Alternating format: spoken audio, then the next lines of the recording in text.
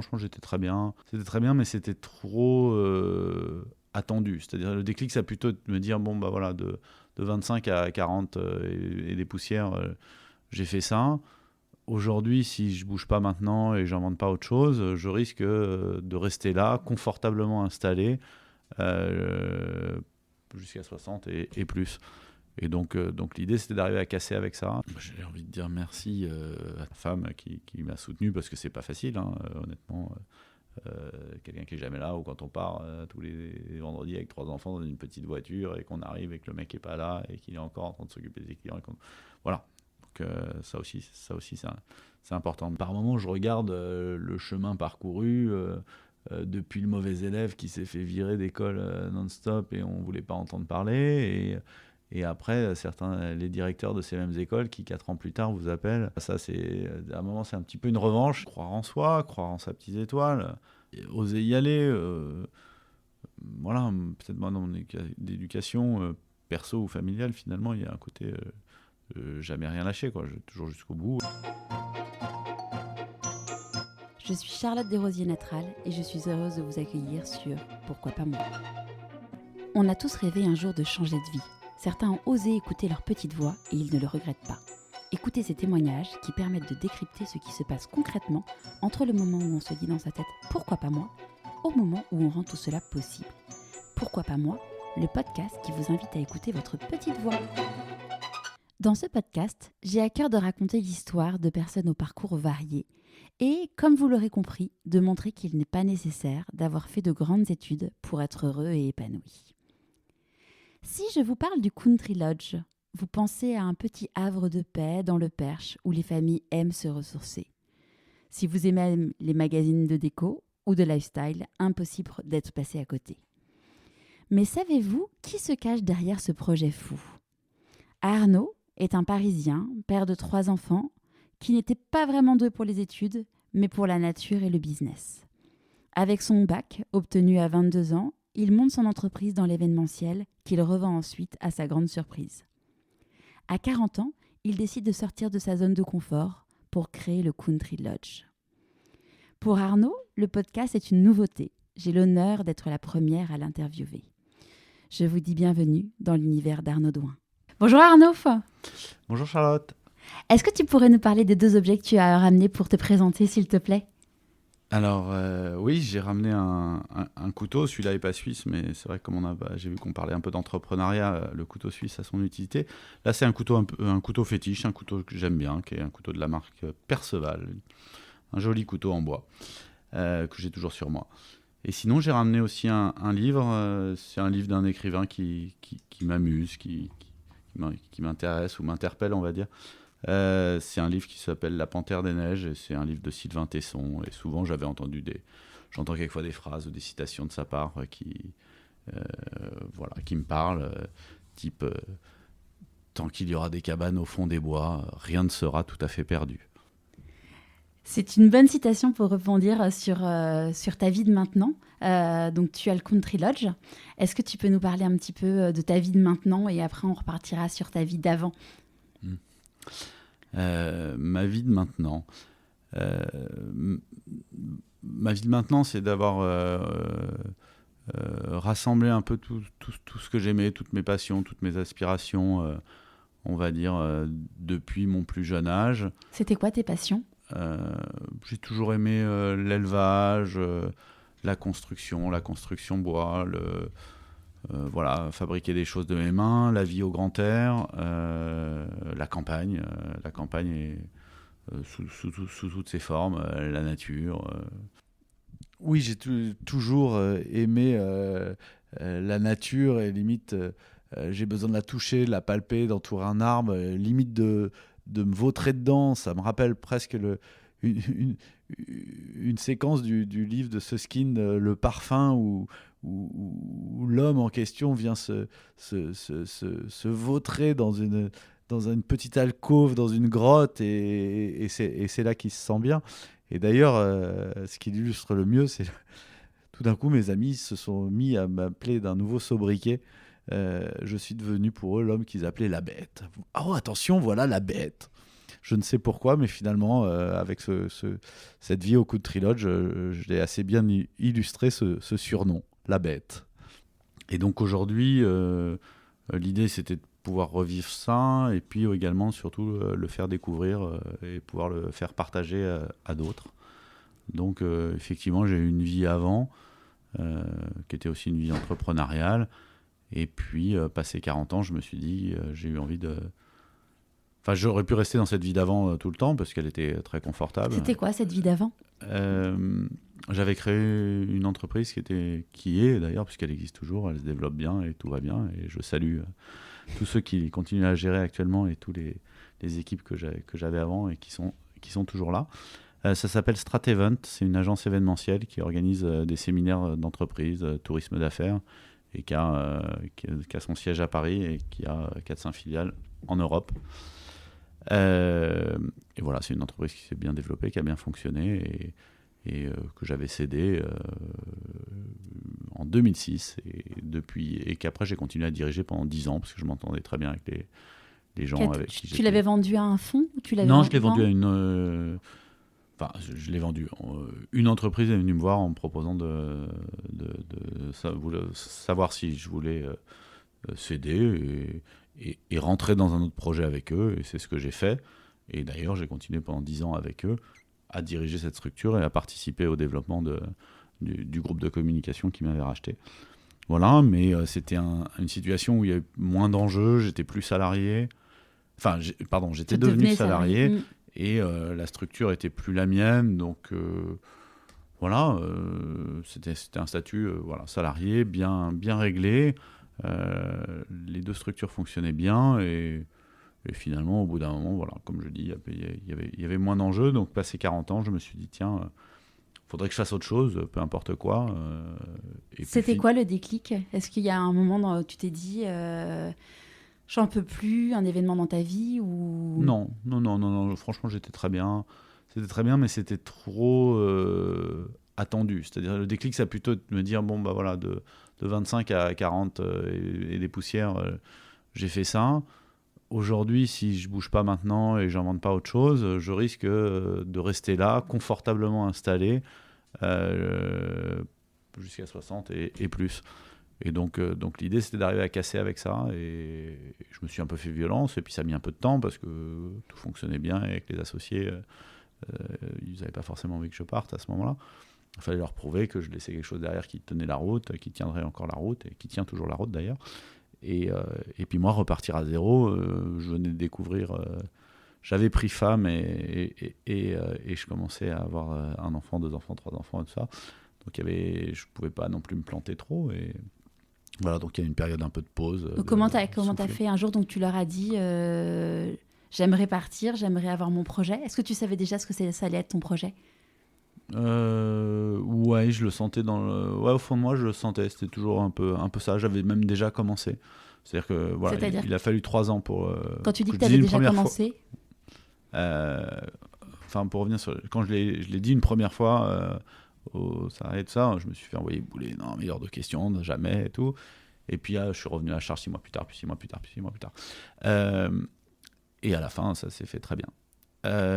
Qu'est-ce qui s'est passé ? Qu'est-ce que je faisais ? Justement, comme tout allait bien et que c'était confortable, je travaillais un peu moins. Un peu de moins en moins, c'est aussi ce qui me disait, mais il faut que tu repartes sur autre chose. Et le week-end, comme la vente de la première structure m'avait permis de m'installer un petit peu. J'avais rien au départ du tout. Et ça m'a permis de m'installer, d'avoir un appartement à Paris et ensuite d'acheter une résidence secondaire, comme on va dire. J'allais de plus en plus dans cette maison de campagne. Qui était dans le Perche ? Qui était dans le Perche. Pourquoi le Perche ? Je suis originaire de là. D'accord. C'est-à-dire qu'il y a un endroit familial à côté.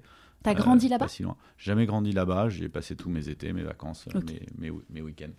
Et donc, comme j'avais plus de temps, je partais de plus en plus là-bas. Okay. Et je construisais des cabanes. Qui étaient pour tes amis, pour ta famille ? Ouais, pour le fun, pour faire un peu des petits délires architecturaux, on va dire. Alors que je suis pas quelqu'un de rangé ou de méticuleux ou de... Voilà, c'était un peu du grand n'importe quoi. Ça te plaisait ? Et ça me plaisait. Et au bout d'un moment, ça a commencé à plaire. C'est-à-dire que j'avais construit une première cabane au bord d'un étang où en fait on avait récupéré, il y avait un grand-père d'un village à côté qui décidait d'enlever toutes ses fenêtres bois jolies d'un pavillon, mais elles étaient en bois petits carreaux et il passait au PVC. Et il m'a dit, tiens, embarquez-les, je sais pas quoi en faire. Et je me suis dit, tiens, qu'en faire? Et on les a tous imbriqués les unes dans les autres, soit, 16 fenêtres ou 20 fenêtres, qui sont mis les unes dans les autres et les unes au-dessus des autres pour faire une façade. Et ça a donné la façade d'une cabane qu'on a mis au milieu des bois, qui était un peu comme une verrière ou une orangerie et tout ça, et qui était autonome, complètement autonome, en eau, en toilettes sèches, compagnie. Et puis, après, on est parti sur en créer une deuxième. Quand tu dis on, il y avait un garçon dans le village, assez jeune, il avait 18-20 ans et qui était assez bricoleur. D'accord, qui Et, t'aidait. on s'est bien entendu, et comme à ce moment-là, il n'avait pas de boulot, on le faisait ensemble. D'accord. On bricolait ensemble. Tu le rémunérais ou c'était juste le plaisir? Non, c'était juste pour le plaisir, pour qu'il garde une activité. Okay. Il demandait à venir, on faisait ensemble, et c'était sympa. Et d'ailleurs, après, il a trouvé un boulot qui était un boulot de pose de fenêtre dans une entreprise près de Paris. Et puis, il s'était un peu posé là, et jusqu'au jour où, tout d'un coup, il est revenu. Et maintenant, il est une des pierres angulaires du Country Lodge. Génial. Le nouveau projet où il travaille depuis quasiment le premier jour enfin, pas le premier jour, mais une fois que tout était... bien ficelé. Ça permettait d'avoir des salariés, il a rejoint le projet. Et donc voilà, et la deuxième cabane qu'on avait faite, c'était une cabane qui était sous terre. On s'était dit, tiens, il y a des gens qui vivent sous terre, il y a des troglodytes, il y a des animaux qui vivent sous terre, on va créer une cabane enterrée. Donc là, la façade est complètement vitrée, fait rentrer la lumière, mais après la cabane part complètement en profondeur et va sous terre, et on voit la terre. Et voilà, c'est sympa, elle est un peu tombée, ces cabanes sont un peu tombées à l'abandon, puisque après on est parti sur un autre projet qui est effectivement le Country Lodge. Mais voilà, ce qui a donné un petit peu l'idée, c'est aussi des gens comme vous, ou sur des podcasts, ou qui lançaient des trucs. Et là, il y avait une fille qui s'appelle Constance Génary, qui avait lancé un truc qui venait de commencer, enfin qui s'appelait The Socialite Family. Ouais. Et Constance est venue sur place en me disant, ça m'éclate, j'aimerais faire des photos, et elle a fait des photos du truc. Donc là, il n'y avait que les deux cabanes. Deux cabanes qui n'avaient aucun but commercial, qui était D'accord. juste un but de s'occuper les mains, bricoler, voilà. Elle en a fait des photos assez jolies, qui l'ont montré à d'autres. Il y a El Déco qui est venu aussi, et puis je me suis dit, mais quoi, on construit des cabanes de briques et de broc avec des fenêtres ramassées et des planches de bois récupérées dans des palettes, et elles plaisent, elles amusent, et je pensais qu'elles plaisaient qu'à moi, quoi. Nous, on y passait des week-ends en famille, quelquefois on n'allait pas à la maison, on passait le week-end avec les enfants. Ils avaient quel âge, tes enfants, à ce moment-là? 2 mois, 3 ans et 5 ans, quoi. D'accord.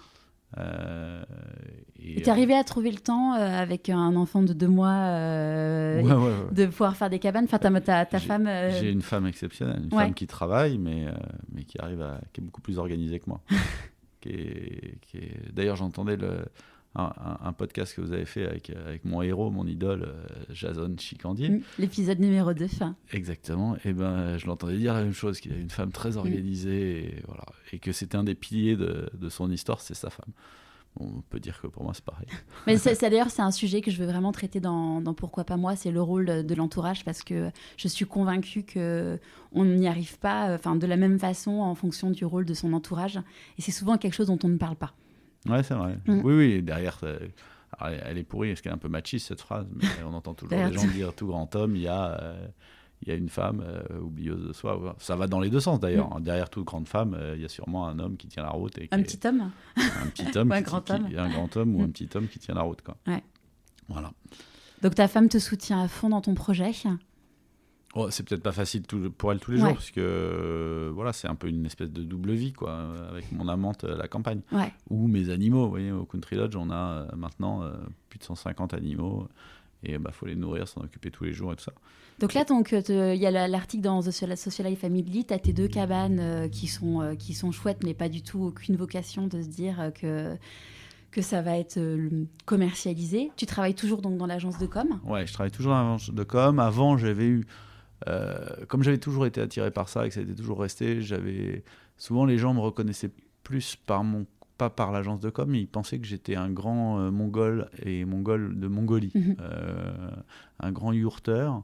Et beaucoup de gens, parce que j'avais toujours eu des expériences de campement. Déjà, D'accord. j'avais été pas mal scout, pas mal machin. J'aimais bien. Quelquefois, je sortais en boîte à Paris et le soir, j'allais dormir dans les forêts derrière Marne-la-Coquette, en prenant une tente. On allumait un feu et on dormait dans les bois plutôt que de rentrer dans un appartement parisien. Voilà. Il m'est arrivé assez souvent de faire ça, où on partait ailleurs dès qu'on avait un accès à la campagne. On restait pas trop à Paris.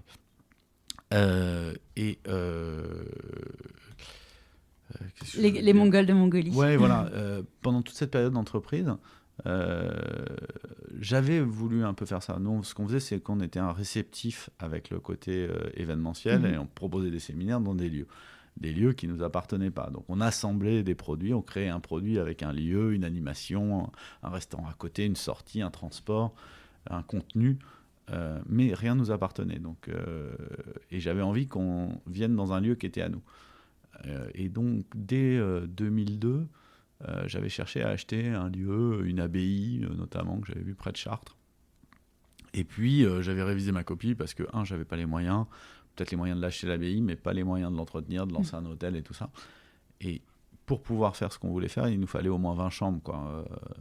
Parce que là, tu étais avec un associé à cette époque-là ? Non, j'étais tout seul ? J'étais tout seul, ouais.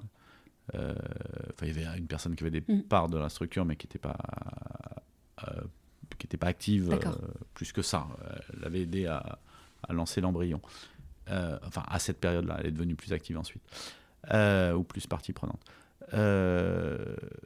Et donc, voilà, j'ai visité cette abbaye. On pensait pouvoir créer un lieu à nous, y mettre notre patte, notre art de recevoir et compagnie. Et ça ne s'est pas fait. Donc, comment trouver le moyen d'avoir des chambres et pouvoir recevoir un certain nombre de personnes sans que ça coûte trop cher. Et à cette époque, j'avais pensé avec une personne qui travaillait chez moi qui s'appelle Adrien de Sade, qui me dit mais pourquoi on ne penserait pas à des yourtes ? Et on savait à peine où était la Mongolie, on va dire. Et puis là, je suis parti dans un vieux coucou sur Aéroflot, escale à Moscou. Et je me suis retrouvé en plein hiver en Mongolie. Et sous douane, avec des locaux, j'ai commandé 15 yourtes, on a fait fabriquer 15 yourtes et 45 lits, et on a chargé ça dans un container par moins 45, j'ai scellé le container, et 3 mois plus tard, on a reçu le contenu d'un 40 pieds qui était passé par la Chine et compagnie, et les yourtes qui étaient dedans. J'avais pas de terrain à moi, j'avais rien à moi. Mais t'avais les yourtes. J'avais des yourtes qui arrivaient, qui étaient en mer, et je savais pas où les faire envoyer. Et donc là, je me suis rapproché j'ai pris un annuaire de château autour de Paris, et j'ai appelé un tel ou un tel en disant j'ai un projet, est-ce que... Et il y a une personne qui a dit oui, et qui a dit tiens, oui d'accord, pourquoi pas, fais-les livrer chez moi et on va monter un campement. C'était où ? C'était à Seine-Port, et Seine-Port, ça se trouve en Seine-et-Marne, et c'est dans la vallée de la Seine, et c'est un endroit très joli. Il y avait un parc qui appartenait à l'ONF de 150 hectares, et dans une clairière, on avait monté un campement d'yourtes. Et donc ça a été mon premier rêve de cabane, ou mon premier réceptif cabane. Et donc les gens, dans toute cette période, après, m'identifiaient à... Il y avait eu quelques petits passages télé sur les yourtes, et via nous. T'étais Monsieur Yourte. Voilà, j'étais Monsieur Yourte, docteur S. Yourte. Je savais monter une yourte en France, on m'appelait souvent pour ça. Et souvent les gens ont beaucoup plus gardé ça. C'est marrant comme les gens peuvent garder qu'un certain côté de ce que vous faites, quoi. Là, ils interprétaient, voilà, j'étais ça alors que c'était 1% de mon temps. Et de ta vie. Pourtant, j'étais que ça.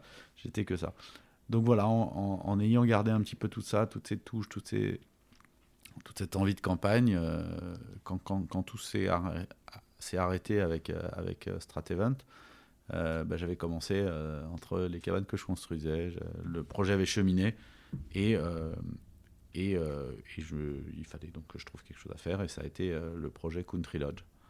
À savoir créer au milieu d'un champ un lieu de campagne où on va retrouver une campagne assez brute, authentique, telle qu'elle est, quoi, un peu une ferme. Voilà, c'est des hébergements dans une ferme, on va dire. si possible avec une jolie vue, et c'est le cas, et un endroit protégé, coupé du monde. J'ai eu l'idée de créer, ou l'envie de créer ce Country Lodge. Et ça a été l'accumulation de certains constats. On connaît tous le prix de l'immobilier dans les grandes villes, qui font qu'aujourd'hui, un jeune couple va acheter 50 mètres carrés et va vivre une vie de bohème absolument géniale quand ils sont un jeune couple. Puis tout d'un coup, il y a l'arrivée d'un enfant, quelquefois d'un deuxième et d'un troisième, et tout d'un coup, on se rend compte que dans 50 mètres carrés, on se sent vraiment à l'étroit. Après, il y a le constat de la ville où il y a des voitures partout, et un parent ne peut pas lâcher la main de son enfant.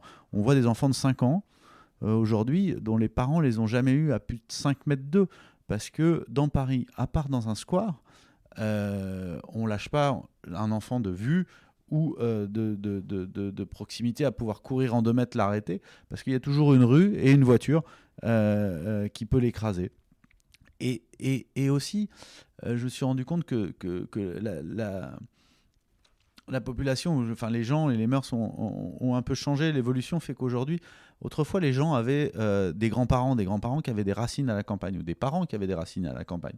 On disait, ma mère vient du Berry et mon père est normand. Et on est monté travailler à Paris, et les week-ends, ils allaient retrouver leurs racines normandes. Et là, on parle de gens qui ont peut-être 60 ans aujourd'hui. Maintenant, avec les mégalopoles et 13 millions, par exemple, ou 15 millions, on va dire, si on prend l'Île-de-France, on demande aux gens d'où ils viennent et où sont leurs parents.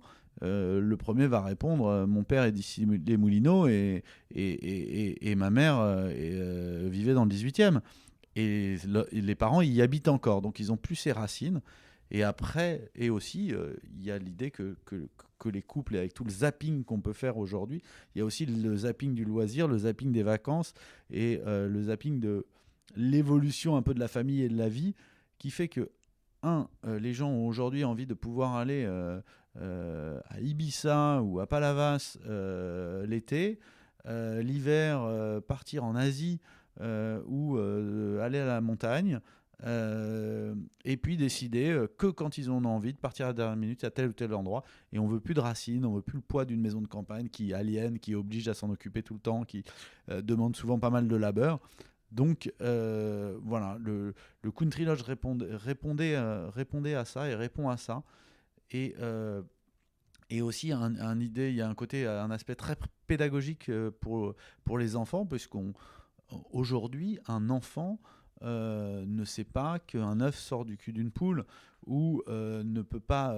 Ils appellent un lapin, on appelle le lapin Pampan, et ils en ont jamais touché en fait. Ils en ont vu que sur des écrans. Et là, tout d'un coup, l'idée, c'était de proposer un contact direct avec le fumier, un contact direct avec un feu de bois, un contact direct avec les animaux, avec couper une branche, ramasser quelque chose, manger quelque chose, se baigner dans un étang. Un peu toutes les madeleines de Proust, les odeurs qu'on retrouve à la campagne. Et j'appelle ça des madeleines de Proust parce que chez nous, souvent, les parents arrivent et ils disent « Ah, ça me rappelle... » Les parents qui ont 40 ans aujourd'hui, ça leur rappelle plein de choses. Mais leurs enfants, ça leur rappelle souvent rien du tout. Et ils le découvrent, et on veut le partager avec eux, tout ce qui est vraiment, tout ce qui est vrai, qui est authentique, qui ne se passe pas de manière virtuelle derrière un écran. Voilà, qui est accessible, et le mettre à leur portée. Tout ça dans un univers un peu charmant, convivial, beau, où on laisse nous libre cours à la nature. On va dire, voilà, nous, les lapins, quand il y en a trop, on est amené à en manger. Quand dans un poulailler, il y a 20 coqs, ça marche pas, parce qu'un coq, il y a autant de coqs et de poules qui naissent, et pourtant il faut un coq pour 5 poules. Et c'est pareil avec des moutons. Du coup, tu as retrouvé un autre lieu, ou c'était l'endroit que vous aviez acheté précédemment avec ta femme ? C'est exact, c'est ça. C'est que l'endroit qu'on avait acheté avait déjà un peu de terrain. Okay. Il y avait 5-6 hectares. Et puis, ça nous plaisait de plus en plus d'être là-bas, d'aller là-bas, et tout ça. Donc, j'avais eu des opportunités d'acheter un truc par là, 1 hectare de plus. Et puis, un beau jour, je voulais racheter 1 hectare à un voisin, et il m'a dit... non, j'en ai 15 ou 20, je sais plus, et c'est tout ou rien. Donc finalement, j'avais acheté ces terrains. J'étais pas agriculteur, et je me retrouvais avec des champs inexploités. Donc j'y mettais des chevaux, j'entretenais et tout ça, mais bon, finalement, il fallait leur trouver une utilité. Et s'ils m'ont été vendus, ces champs, c'est parce qu'ils étaient complètement impropres à la culture, en tout cas. Je veux dire, c'était des champs de ronces et de silex. Personne ne voulait faucher dedans. Et voilà, on pouvait y mettre quelques bestiaux, mais c'était vraiment pas riche, quoi. Et puis, à force un, de m'en occuper, et puis deux, d'aller dans la clairière en question, qui est la clairière où on a construit le Country Lodge. Souvent, on y allait prendre l'apéro, on s'installait les tapis et tout ça, et on se trouvait tellement bien là-bas. Coucher de soleil était absolument canon, que voilà, tout ça, et j'ai plus trop l'échelle du temps, mais tout allait un petit peu ensemble, quoi. Et j'ai commencé à essayer de poser un projet, ce qui n'est pas facile en France, puisque la construction est quand même très réglementée, surtout dans un endroit. C'est un endroit on est dans un parc naturel, c'est le parc naturel régional du Perche. Et fallait prouver de l'intérêt du projet, et aussi du non-intérêt de cette terre pour autre chose que ça, puisque en termes d'agriculture, et à la limite le fait que ce soit un terrain qui était une colline qui était plutôt de silex, était intéressant pour mon projet, du fait que justement ça fait pas de boue, ça patauge pas, voilà. Et donc il a fallu convaincre et les pouvoirs publics et les conseils des différentes villes, les communautés de communes, et aussi des instances qui sont là pour faire garder tout ce qui est agricole reste agricole. Ouais. Et voilà. Et après avoir convaincu tout ce monde-là, le projet a pu démarrer. Enfin, il a pu démarrer. T'as dû lever comment t'as fait pour financer déjà dû déposer. Eux, ils ont commencé à tous dire ouais, le projet nous plaît. Ouais. Ce qui a beaucoup aidé au moment du. Après, j'ai décidé donc de déposer un permis. Ça a aidé à obtenir le permis, puisque les acteurs économiques de la région étaient plutôt pour. Et après, il a fallu aller trouver de l'argent. Ouais. Voilà, il a trouvé de l'argent, ça s'est fait auprès de banques. D'accord. Ça n'a pas été compliqué, parce que c'était quand même un projet un peu original à l'époque, j'imagine. Ouais, c'était compliqué, c'était étonnant. Ma banque, dans laquelle j'étais après une vente de société, est la seule qui m'a refusé, alors que c'est la seule qui me connaissait depuis 25 ans, enfin depuis 30 ans. Hallucinant. Même pas, enfin, j'ai même pas envie d'en parler, tellement voilà. Mais c'est la BNP quand même. Et voilà, elle a dit, il y a une personne qui suivait à fond dedans et qui disait génial le projet, et puis il a été demandé aux responsables, et ça n'a pas suivi. Et alors qu'il y a d'autres banques qui, elles, ne me connaissaient ni d'Ève ni d'Adam, n'avaient rien fait, pas vu, pas pris, elles ont tout de suite dit oui. J'avais pas un euro chez eux, j'avais pas. Mais c'est souvent comme ça, que ça soit un projet, moi je vois projet immobilier ou projet de boîte, c'est rarement la personne qui te connaît le mieux qui te dit oui en termes de banque. Pourquoi pas.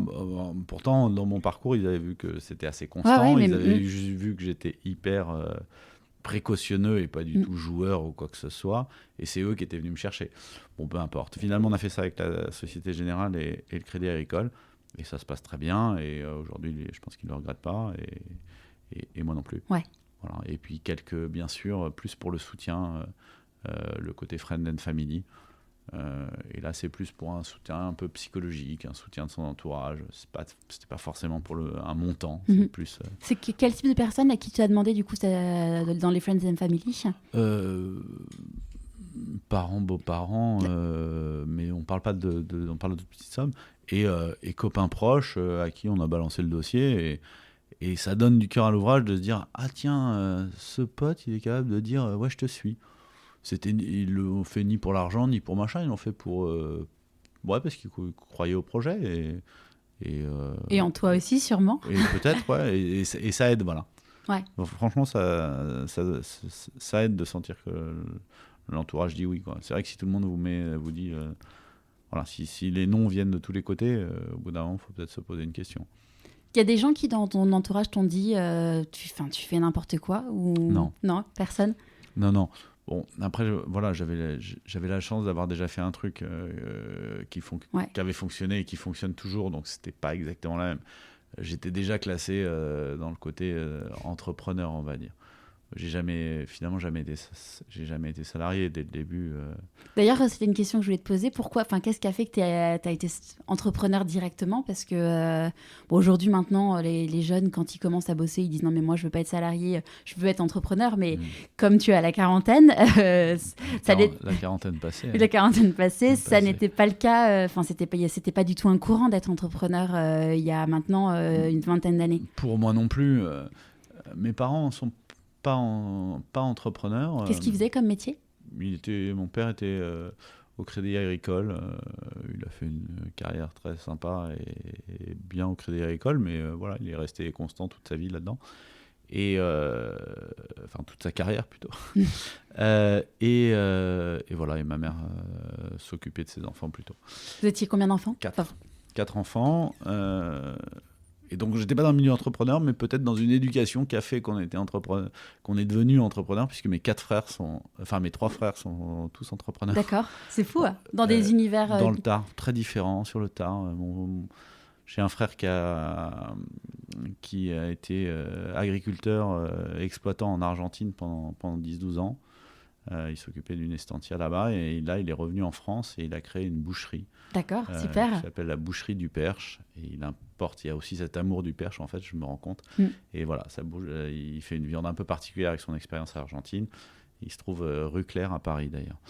Et mon autre frère, lui aussi, a monté un truc qui s'appelle Marin d'eau douce. Vous connaissez peut-être, c'est Marin d'eau douce. Mon frère, il a 10 ans de moins que moi. Et un jour, il a répondu à un appel d'offres de la mairie de Paris. Et ils ont ouvert leur première base de bateaux électriques sur les canaux à Paris. Ah, j'en ai entendu parler. Voilà, et maintenant, ils ont 7-8 bases à Strasbourg, à Lille, à Meaux et compagnie. Et le dernier des frères? Non, le dernier, c'est une sœur. D'accord. Mais quand on a 3 frères, la sœur peut être un frère aussi. Et ma sœur, ils ont créé une petite marque qui s'appelle... une petite marque, non, une jolie marque qui propose du sommeil français. Ça s'appelle Le Matelas Français. D'accord, très bien. Voilà. Ouais. Et c'est pas des marchands de sommeil. Ils vendent des beaux matelas fabriqués en France et qui desservent une hôtellerie un peu de luxe. Il y a du sens, mine de rien, dans les projets de chacun des enfants, de la famille. Ouais, peut-être l'une. Il y en a un, tourisme, l'autre, c'est gastronomie, on va dire, et la dernière, c'est le sommeil. Ouais. À nous tous, toi, finalement, tu es un peu le loisir, peut-être. Il y a le sommeil, parce qu'on dort mieux quand on est à la campagne, il y a les bons produits de la campagne, il y a le tourisme et les activités, peut-être. Mais eux, ils l'ont... Deux d'entre eux, ça a été après 10 ans d'autres choses. Okay. Ils sont venus tard, à 40 ans sur le côté entrepreneuriat.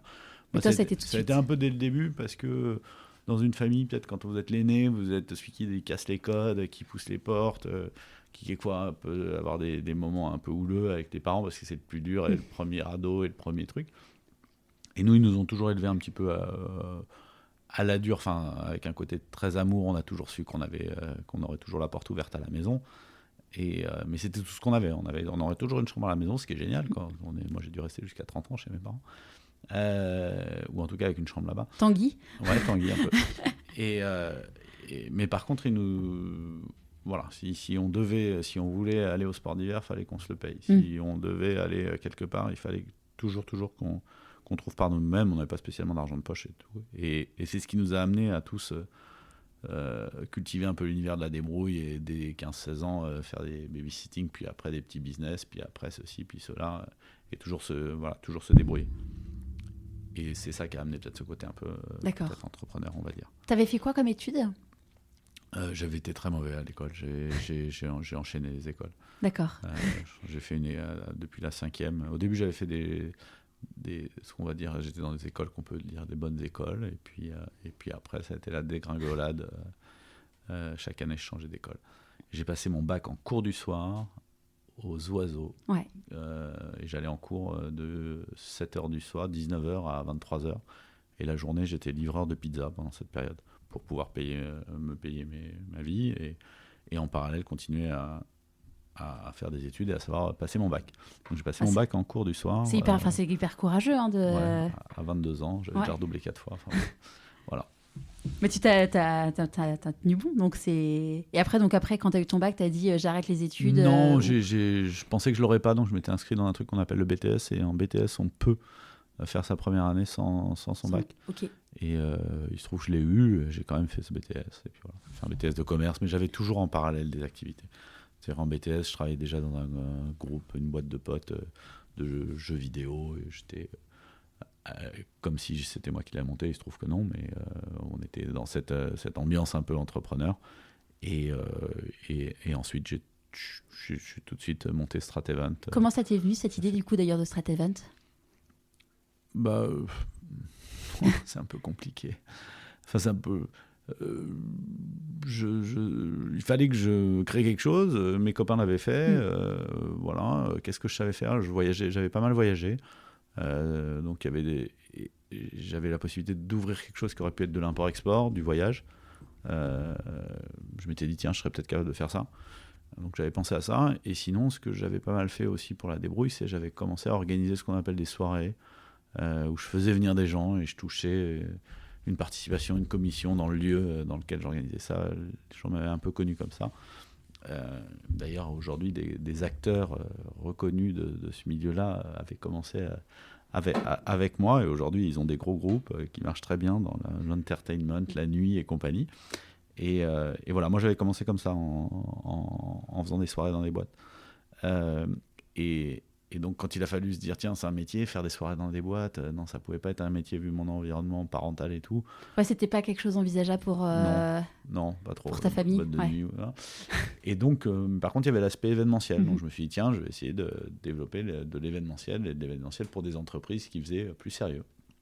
Et voilà, et c'est comme ça que j'ai créé Stratevent, mais avec aucune idée qu'une boîte pouvait avoir une valeur. C'était juste, je m'étais dit, bon, bah voilà, je vais essayer de vendre un événement, puis il y aura une petite marge, et puis d'une autre petite marge, il y aura une autre petite marge, et peut-être qu'un jour, je pourrais prendre un SMIC. Et puis, assez vite, on s'aperçoit à la fin de l'année que ça commence à fonctionner, et puis que la deuxième année, ça fonctionne encore mieux, puis la troisième, puis après, vous commencez à être approché, et puis voilà, quoi. Et tout d'un coup, c'est là où j'ai découvert qu'une boîte pouvait avoir une valeur, pouvait avoir ce qu'ils appellent des multiples d'EBITDA, qui ne me parlent toujours pas, mais en tout cas, on est venu m'en parler. Donc voilà. Mais je ne l'avais jamais fait pour ça, et je n'avais pas conscience que ça pouvait l'être. Et là, en l'occurrence, le nouveau projet, je ne pense pas qu'il soit dans cette veine-là. Enfin, il y a un projet, il y a une belle chose, il y a des gens qui viennent, des gens qui sont contents, des gens qui profitent. Mais ce n'est pas une structure, je pense, qui se vend. En tout cas, ça c'est pas l'objectif. C'est absolument pas l'objectif, ouais. Et je ne sais même pas si c'est possible. Et peu importe. De toute manière, il y a trop d'attachement pour éventuellement penser à ça, quoi. Donc là, maintenant, tu es à temps plein sur le Country Lodge. Exactement. Et tu as 4 salariés, c'est ça? On est 7 maintenant. 7, d'accord. Ouais, il y a 7 personnes.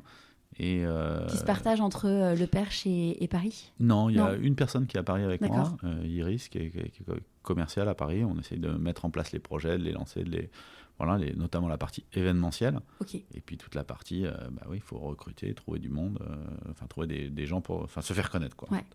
Se faire connaître, et puis mettre en place un peu des process pour quelque chose qui est un peu nouveau. Et après, sur place, il y a 5 personnes. Il y a 2 personnes qui s'occupent de remettre en état les cabanes après le passage des gens, et puis d'organiser un peu la vie au Country Lodge. Donc la vie, on va parler de la vie intérieure, c'est-à-dire de tous les bâtiments, tout ce qui a été construit. Donc ça, il y a 2 personnes à temps plein, et il y a 2 personnes à l'extérieur qui, elles, s'occupent des extérieurs, des créations, construction, et notamment des animaux, et aussi de recevoir. Et après, tout le monde s'occupe. Après, il y a une responsable qui, elle, coordonne un petit peu tout ça, et qui va être la responsable du domaine, qui est Corinne. Et après ça, on participe tous à l'accueil, c'est-à-dire à l'accueil et au pic d'activité. Quand les gens sont là, il faut les recevoir. Ouais. Toi, tu y vas à quelle fréquence, du coup? J'y suis 4 jours par semaine, on va dire. D'accord. Voilà. Donc c'est quand même un gros rythme. Ouais, 4 jours par semaine, dont le week-end. D'accord. Et ta femme et tes enfants te rejoignent tous les week-ends? Ma femme et mes enfants me rejoignent la plupart des week-ends. D'accord. Et de temps en temps, on essaye, et c'est important, et c'est vital, d'aller ailleurs. De faire votre... Donc voilà, donc j'y suis 4 jours par semaine, 2 à 3 week-ends par mois. D'accord. Et sinon, sinon on essaye d'aller ailleurs pas être tout le temps dans le projet. On dit que dans les accomplissements, les gens qui sont accomplis et sereins de leur projet, souvent c'est qu'ils accomplissent les rêves de quand ils étaient enfants. Toi, t'étais quoi comme type d'enfant? Donc tu disais, bon, quand t'étais ado, t'adorais aller camper. Quand j'étais ado, j'adorais faire la fête. et après, j'adorais au sein de la fête aller à la campagne, aller camper, et voilà. Et plus jeune, Et quand vivre t'étais dehors. petit, tu disais Quand j'étais mon métier, petit, j'aimais la campagne, la nature. Je sais plus ce que je disais quand j'étais petit, mais ça pouvait être éleveur, c'est sûr. J'ai toujours eu beaucoup d'animaux, je faisais de la reproduction. Il y a un moment où ma chambre, c'était un aquarium, mais c'était pas un petit aquarium, il y avait plus d'eau dans ma chambre que d'air, et je faisais reproduire tout type de poissons, de toute espèce. Et puis dès que j'allais à la campagne, je faisais la même chose d'ailleurs. J'ai toujours eu des volières à pigeons, à faisans, des canards, tout le temps. Voilà, donc j'étais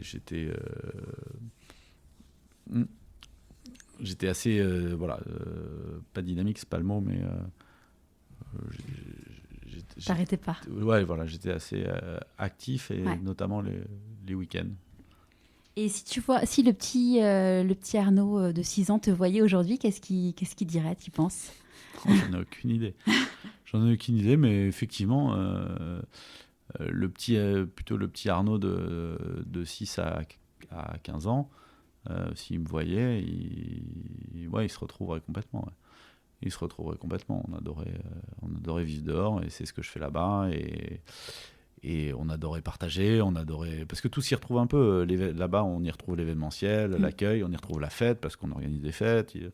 On y retrouve le partage, on y retrouve la famille, parce qu'on reçoit énormément des familles. Donc ouais, on y retrouve un petit peu tout, et un petit peu tout ce que le petit Arnaud sans doute aimait. Ouais. Et dans ce projet, est-ce que il y a eu des moments de doute, de peur? Oui, je pense que dans tout projet, il y en a eu plein. Ouais. Il y en a eu plein, c'est est-ce que ça va passer? Il y a toujours un peu le côté autorité qui fait peur. Sur des projets comme ça, je veux dire un peu hôtelier, est-ce qu'on va m'autoriser ça? Est-ce que ça va passer? Est-ce qu'ils vont en avoir envie? Puis après, ça c'est la première phase. Ouais. Les autorisations, la peur de côté État. Et après ça, il y a trouver les sous. Et l'équation financière. Est-ce que tout ça va pas coûter plus que ce que ça ne rapporte? Et donc, voilà, est-ce que ça va s'équilibrer? Donc ensuite, il y a l'aspect d'équilibre, puis après, il y a l'aspect comment va le recevoir le public, et est-ce que le public va adhérer, suivre voilà. Et toutes ces murs, ou ces barrières, ou ces peurs se sont évanouies petit à petit. Je pense que s'il y en avait une qui était restée, le truc se serait arrêté, quoi. Ouais. 1, pas d'autorisation, fini, au revoir. 2, pas d'argent, fini, au revoir. Et si on avait eu tous ces trucs-là, et que tout d'un coup, pas de clients, et des gens qui disent que c'est naze, on continue pas. Et voilà. Et je peux le dire aujourd'hui, toutes ces barrières sont éteintes, et sont effondrées, en tout cas, où on les a bousculées, et on les a passées, et maintenant l'endroit existe, il est beau, et le plus génial, c'est que j'ai l'impression qu'il plaît. C'est-à-dire que les gens viennent, il peut se passer un week-end de pluie où je me dis, oh mince, comment on va gérer ça? Et les gens repartent en disant, c'était super, ouais, ok, il pleuvait, mais nous, non, on était au coin du feu, on a fait ceci, il y a ça qui a changé. Il y a le côté évolution par rapport aux enfants, il y a le côté quasiment évolution par rapport même au couple. Là, j'ai reçu un mail adorable d'une dame, et on en reçoit souvent, qui dit presque comment sa vision des choses a changé après 3 jours de week-end là-bas. Génial. Assez génial. Et puis ils reviennent. Ils reviennent tellement que maintenant, de plus en plus, les gens ont des malles chez nous. On leur laisse une malle qui est une malle à leur nom, et ils laissent leurs affaires. Et effectivement, ça aussi, c'est... Ils veulent toujours la même cabane? Non. En fait, le jeu a été on n'attribue aucune cabane. D'accord. Les gens réservent une cabane, puis ils ne savent pas où elle sort. Après, oui, ceux qui sont déjà venus disent de temps en temps un petit commentaire. Tiens, j'aime mieux celle-là pour ceci ou ça, ou j'aimerais bien être là ou là. Mais on ne peut pas se permettre, on ne sait jamais... si tout d'un coup il y a un groupe de 4 familles de copains qui réservent un truc, il faut qu'on puisse... à côté. Voilà, donc nous, chaque jeudi, c'est le jeu du Tetris, et on regarde qui couche avec qui fait quoi, qui va... Vous avez tous les détails? On a tous les détails. On essaie d'emmagasiner les détails. Non, donc voilà, et on place les gens le plus intelligemment possible pour s'il y en a qui sont susceptibles de faire du bruit, ils soient plus par là. Tranquille. Ça. Voilà. Et là, c'est quoi tes nouveaux challenges maintenant que ça marche? Est-ce qu'il y a des nouveaux projets? Ça commence à marcher, parce que moi je suis insatisfait. Hein. D'accord. C'est pas encore parfait.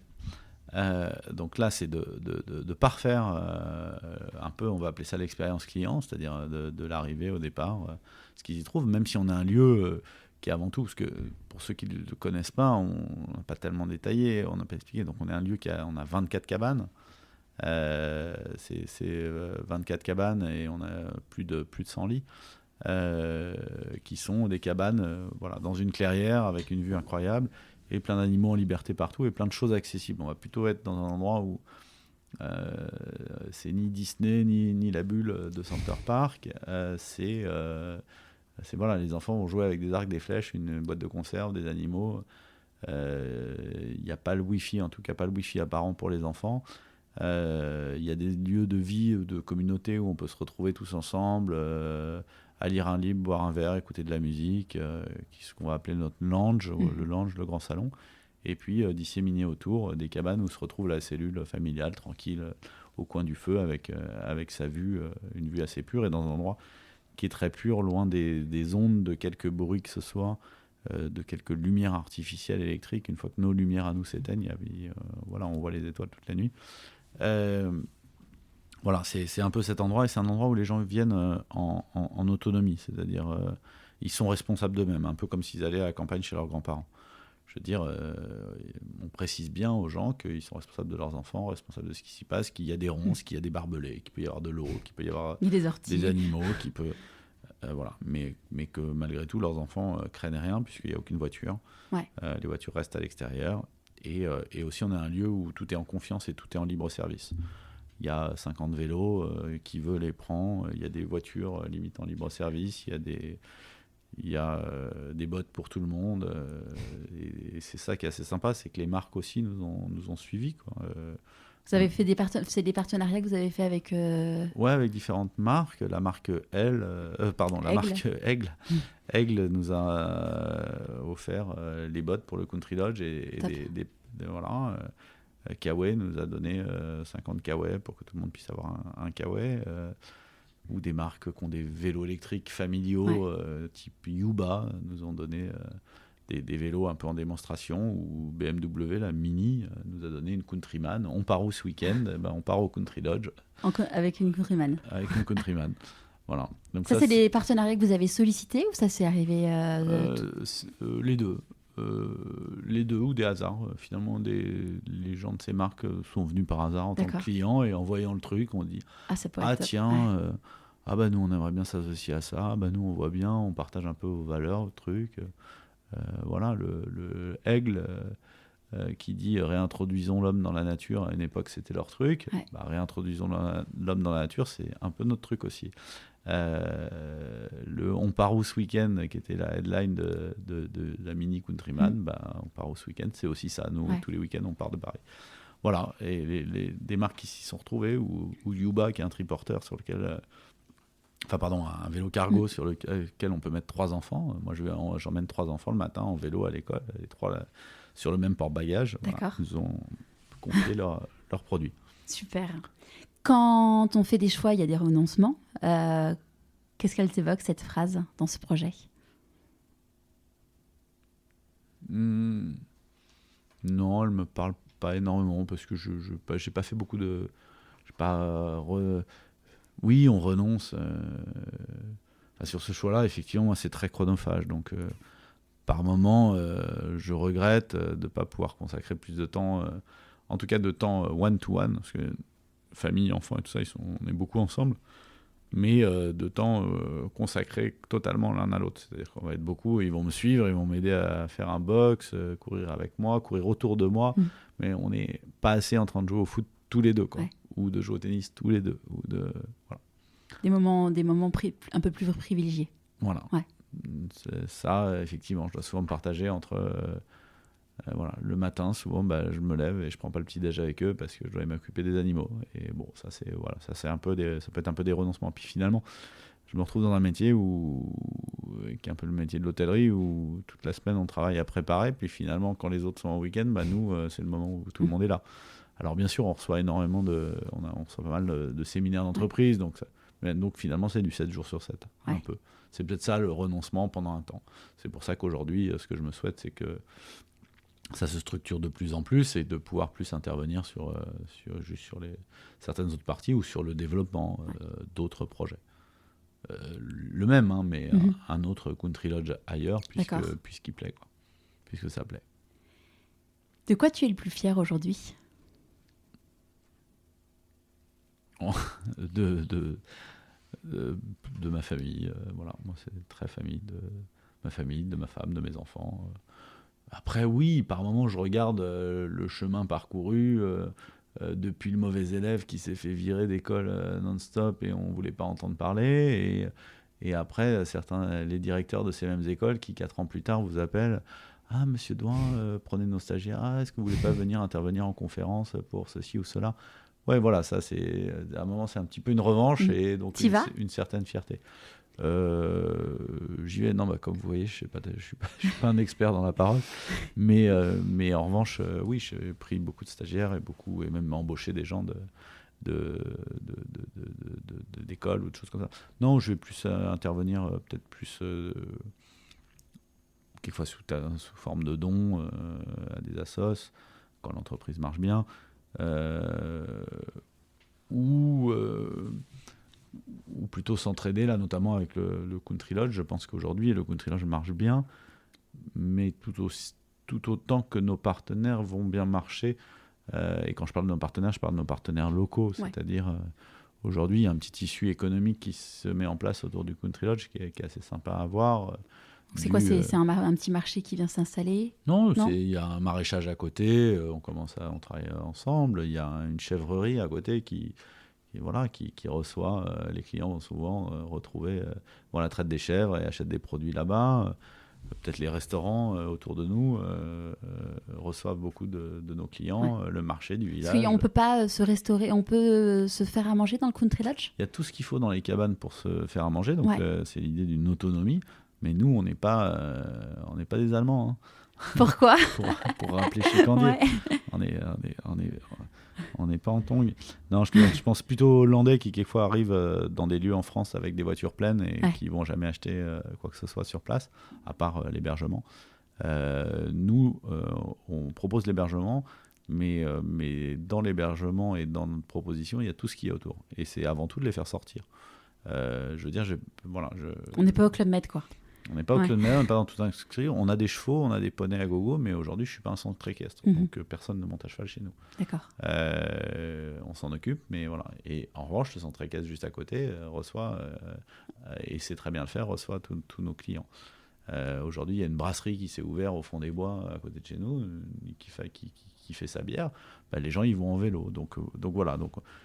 L'endroit où on a construit le Country Lodge, ça s'appelle une zone de revitalisation rurale, ZDR, c'est une appellation, parce qu'ici il ne se passe pas grand-chose, il n'y a aucun investissement, ou pas beaucoup. Et voilà, à travers ce projet, je pense qu'on a un peu redynamisé, on dynamise en tout cas certains pans de l'économie, avec des achats. Il y a un boucher pas loin aussi qui livre tous les jours. Les gens font leurs courses pour ramener à Paris ?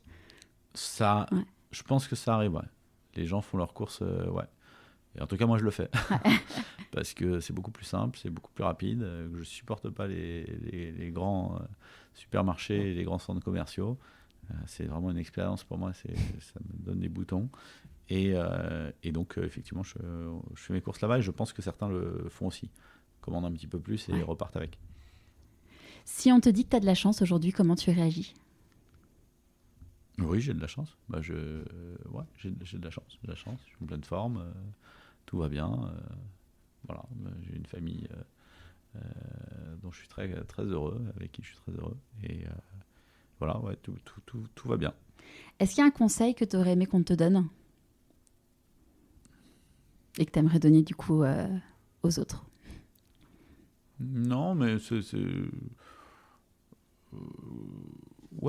croire en soi, croire en sa petite étoile, oser y aller. voilà, peut-être moi dans mon éducation perso ou familiale, finalement, il y a un côté jamais rien lâcher, quoi. Je vais toujours jusqu'au bout, et tant que le truc n'est pas réussi, je suis pas content, et je lâche jamais. Et peu importe si je travaille 22 heures, enfin peu importe. Et il faut juste y arriver. Et il y a ce côté ne jamais rien lâcher, croire en son étoile, oser y aller, s'écouter, mais également, et vraiment également, et ça c'est le côté entrepreneurial, savoir arrêter aussi. Parce qu'on voit souvent des gens qui veulent lancer des projets, et il y a un moment où il faut savoir dire j'arrête, ça marche pas. Et je vois beaucoup de gens qui quelquefois continuent ils s'acharnent éternellement, ils s'acharnent, et voilà, il y a un moment où il faut que ça décolle, je pense. Et avant qu'on se quitte, à qui as-tu envie de dire merci et pourquoi ? J'ai envie de dire merci à tous les gens qui nous ont fait confiance.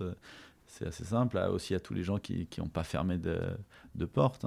Je veux dire, c'est aussi bien aux élus, au moment de la communauté de communes où on propose un projet et qu'ils le refusent, aux acteurs territoriaux, aux personnes qui donnent les permis de construire. On a très vite des petites jalousies, des machins, mais et tous les projets qui s'arrêtent. Et en France, c'est quand même très, très, très dur de ce point de vue-là. Et là, on a trouvé que des gens sensés, sympas. Voilà. On n'est pas tombé sur le gros con, où que ce soit. Il y en a eu des cons. On en a vraiment rencontré. Ouais. Mais grâce à tous les autres qui étaient positifs, fervents et tout ce qu'on veut, les gros cons, ils sont éteints, quoi. Ils sont éteints tout seuls.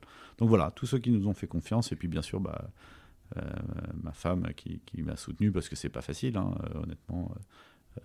Quelqu'un qui est jamais là, ou quand on part tous les vendredis avec 3 enfants dans une petite voiture, et qu'on arrive et que le mec est pas là et qu'il est encore en train de s'occuper des clients, voilà. Donc ça aussi c'est important, mais voilà, donc je remercie eux, et puis depuis toutes ces personnes, et depuis je remercie nos clients, tous ceux à qui on fait plaisir, et qui viennent et reviennent. Et bien sûr, aujourd'hui, je remercie aussi mon équipe qui, elle, au début, on ne comptait pas notre temps sur ce projet. On s'est dit, c'était en fait, on a construit une ville. C'est devenu une petite ville dans la ville, qui est invisible, mais ça reste, c'est quand même une ville. Et parti de rien, sans moyens, et sans fonds d'investissement, comme vous avez dit. Et voilà, on a beaucoup mis notre personne, et on continue à le faire, puisque ça reste de l'hôtellerie, et on trouve notre satisfaction dans les retours clients, et dans les expériences vécues, ou dans les enfants, quand les parents nous disent tiens, ils ont changé. Et nous, on le voit bien sur un week-end, entre le moment où ils arrivent et ils sortent de la voiture, et ils restent collés, accrochés aux chaussures de leurs parents, et qu'après les parents nous disent je sais plus où ils sont, et c'est la première fois que ça m'arrive. Voilà, on trouve notre reconnaissance aussi là-dedans. Merci beaucoup, Arnaud. Merci. J'espère que ce nouvel épisode vous aura plu, vous donnera envie d'écouter votre petite voix, de vous bousculer un petit peu pour sortir de votre zone de confort. Rendez-vous sur Instagram, pourquoi pas moi podcast, ou sur mon site internet pourquoipasmoi.co pour découvrir en images les objets d'Arnaud, et toutes les informations pour découvrir un peu plus le Country Lodge. Si, comme Arnaud, vous êtes novice dans l'écoute d'un podcast, sachez que j'ai besoin de vous pour permettre de faire connaître Pourquoi pas moi. Comment m'aider ? C'est tout simple. Abonnez-vous sur Deezer ou Spotify, ou mettez 5 étoiles, c'est encore mieux, sur Apple Podcast. Si ce n'est pas clair, je vous explique tout sur mon site web. Je vous dis à jeudi prochain pour le 7e épisode de Pourquoi pas moi.